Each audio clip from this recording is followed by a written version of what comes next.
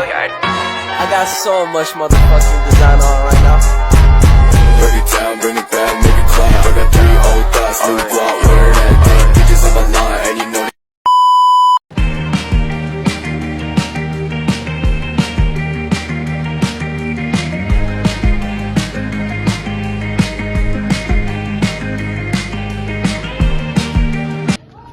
Selamat pagi, Shalom, Assalamualaikum warahmatullahi wabarakatuh.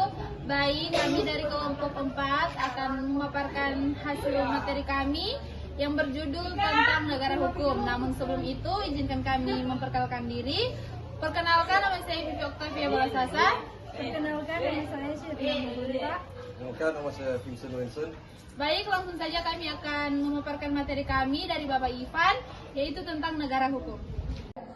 Negara hukum adalah konsep yang mengatur hubungan antar negara dan rakyat, di mana semua negara tunduk pada hukum dan negara sendiri terkait oleh hukum. Prinsip-prinsip negara hukum. Yang pertama, supremasi hukum. Hukum berada di atas segalanya, termasuk penguasa dan lembaga negara. Yang kedua, persamaan di mata hukum. Semua warga negara tanpa terkecuali tunduk pada hukum yang sama. Yang ketiga, keadilan dan kepastian hukum. Hukum harus ditegakkan dengan adil dan memberikan kepastian bagi semua warga negara. Yang keempat, pemisahan kekuasaan. Kekuasaan negara dipisahkan dalam 3 cabang, yaitu legislatif, eksekutif, dan yudikatif.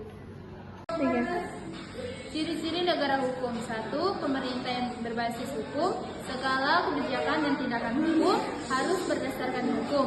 2.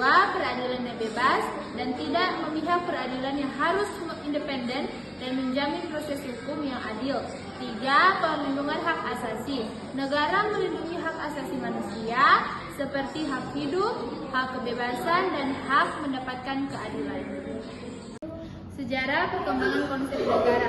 1. Zaman Yunani kuno, konsep hukum dan keadilan. 2. Zaman Romawi, sistem hukum Romawi dikenal dengan corpus juris civilis menjadi dasar hukum di banyak negara. 3. Zaman pencerahan, pemikiran tentang pemisahan kekuasaan dan supremasi hukum muncul pada masa ini. 4. Abad ke-20, negara hukum modern berkembang dengan fokus pada hak asasi manusia dan demokrasi. Implementasi negara hukum di Indonesia. Yang pertama, Undang-Undang Dasar 1945. Sebagai dasar hukum tertinggi, Undang-Undang Dasar 1945 mencantumkan prinsip-prinsip negara hukum. Yang kedua, lembaga peradilan. Mahkamah Agung dan lembaga peradilan lainnya berfungsi menegakkan hukum. Yang ketiga, lembaga penegakan hukum. Polisi dan kejaksaan berperan menjaga penegakan hukum. Yang keempat, masyarakat madani. Masyarakat berperan aktif dalam mengawasi penegakan hukum. Peran lembaga peradilan dalam negara ada 3. Yang pertama, mengadili perkara, memutuskan sengketa hukum sesuai dengan aturan hukum dan keadilan. Yang kedua, melindungi hak asasi manusia, menjamin hak-hak setiap warga negara dalam proses hukum.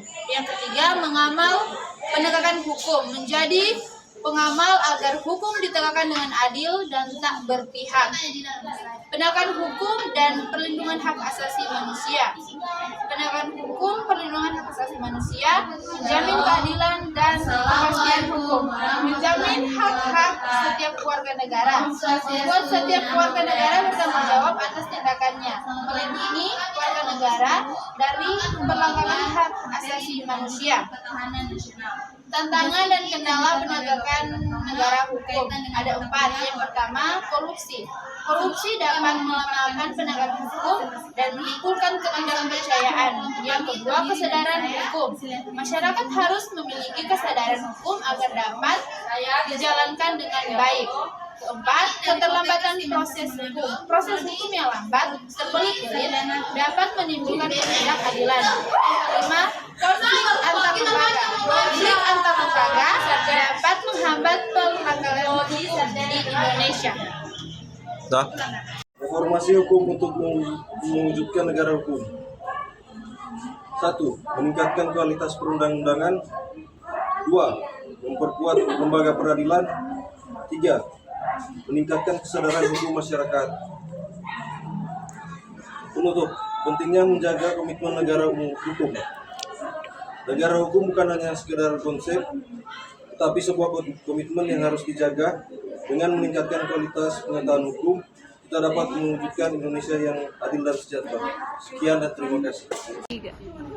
Itulah pemaparan materi kami dari Bapak Ivan tentang negara hukum.